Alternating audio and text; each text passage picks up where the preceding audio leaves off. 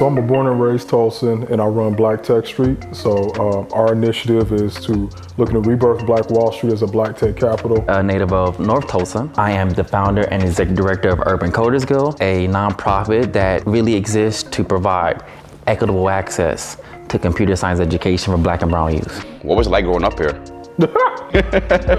Me running the streets was like playing in the park looking for frogs. I was some kind of weird hybrid. Or getting a computer and learning how to build my first website. I didn't end up going through STEM to break into the career, taking computers apart, dissecting dead frogs that I found. It's funny you brought up frogs. There's a space for you.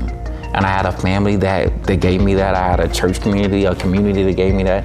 But I also had, a school. I used to read a lot of like stuff on like physics and theories. I didn't understand the math, but I could get it conceptually. Learning Spanish and everything else, I was gonna go to Japan, stay there and live indefinitely. But it was, which was I gonna do first? Was I gonna do politics or was I gonna do entrepreneurship? Innovations that are gonna change the world, they're not gonna come through policy. The problems of the 21st century are gonna be solved by innovative people starting companies. I taught English, but I also had my side hustle, building websites. Always finagled a way to get in technology, be around technology, build a community.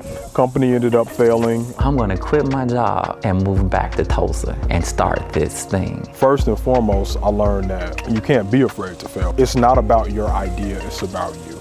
To maneuver my way through all the cultural differences, language differences, while I was building language competency, I leaned on my tech skills. Black Tech Street was kind of founded when I asked myself the question, what could Black Wall Street have been had it been supported and not destroyed? Coding for kids in such a way that one, we're learning real life things, we're building projects. We've got partnerships outside of Tulsa, but the goal is to prove this model in Tulsa first, but to prove it in a way that is community focused. One of the things that inspired me to start Black Tech Street was I saw a picture of him on the front page of the Tulsa World. I want you to get to a point where you can pull up Tyrance and you can teach Tyrance what he needs to know.